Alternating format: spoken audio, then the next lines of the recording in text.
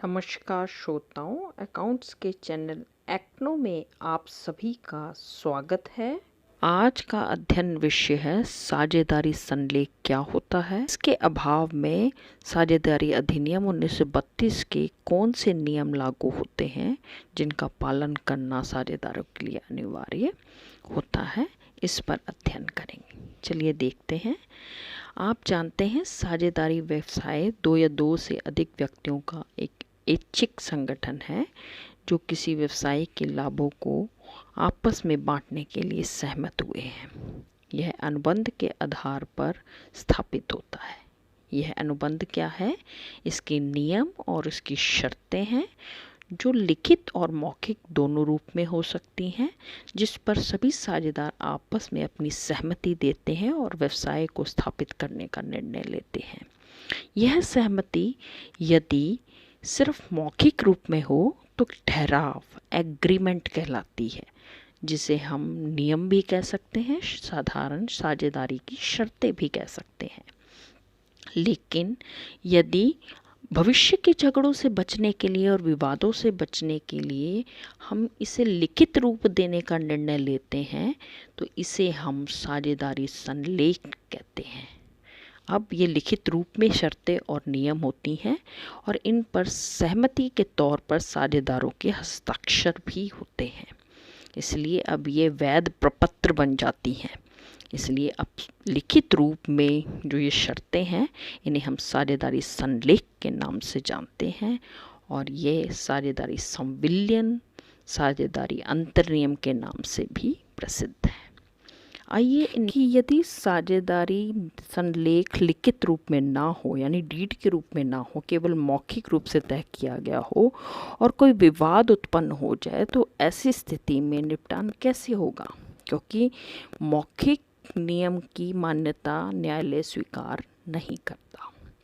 तो ऐसी स्थिति में साझेदारी अधिनियम, जिसके तहत साझेदारी व्यवसाय स्थापित होता है, जिसे हम बोलते हैं साझेदारी अधिनियम 1932, उसमें 8 नियमों का वर्णन है जिनका पालन करना होता है यदि साझेदारी संलेख नहीं बनाई है। यानी हमने अगर लिखित रूप में शर्तें तय नहीं की हैं, सिर्फ मौखिक रूप से की हैं, तो हमें 1932 साझेदारी अधिनियम के कानून का पालन करना होता है जो 8 नियम को प्रकट करते हैं। जो सबसे पहला बताता है लाभ हानि अनुपात समान हो, यानी अगर लिखित रूप में साझेदारों के लाभ हानि अनुपात का वर्णन नहीं है तो कानून के अनुसार सबको समान रूप से लाभ हानि मिलने चाहिए, चाहे वह साझेदार सक्रिय है या निष्क्रिय है। आहरण पर ब्याज, साझेदारी संलेख के अभाव में जो आहरण पर ब्याज है वो नहीं लिया जाएगा। याद रखिए, नहीं लिया जाएगा। इसी प्रकार पूंजी पर भी ब्याज साझेदारों को नहीं दिया जाता। पूंजी पर भी ब्याज नहीं दिया जाएगा। पारिश्रमिक, साझेदारी संलेख के अभाव में सक्रिय साझेदार को अतिरिक्त कार्य करने पर किसी प्रकार का वेतन कमीशन नहीं दिया जाएगा। यह माना जाता है कि वह इसका कर्तव्य है कि वो व्यवसाय को चलाए।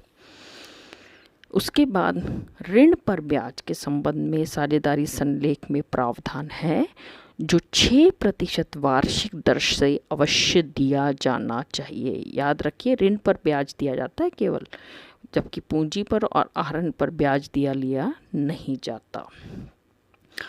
उसके पश्चात फर्म के संचालन में सभी को भाग लेने का स्वतंत्र अधिकार है। जो भाग लेना चाहता है वो सक्रिय रूप से इसमें कार्य कर सकता है। नए साझेदार के प्रवेश के समय सबको एक दूसरे से सहमति लेनी होगी कि नए साझेदार को प्रवेश करवाया जाए या ना करवाया जाए। यह सहमति, आपसी सहमति अनिवार्य होती है।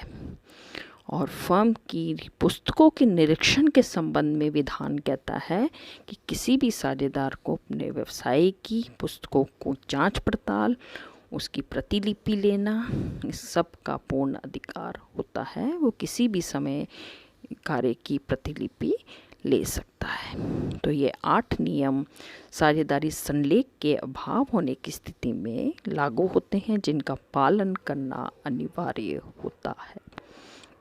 धन्यवाद बच्चों। आशा है आपने इसे ध्यान से सुना होगा और आपके समझ में भी आया होगा। एक्नो पर बने रहिए और इस तरह के अन्य अध्ययन संबंधी विषयों से जुड़े रहिए। इसे शेयर करना, सब्सक्राइब करना और लाइक करना कभी ना भूलिए।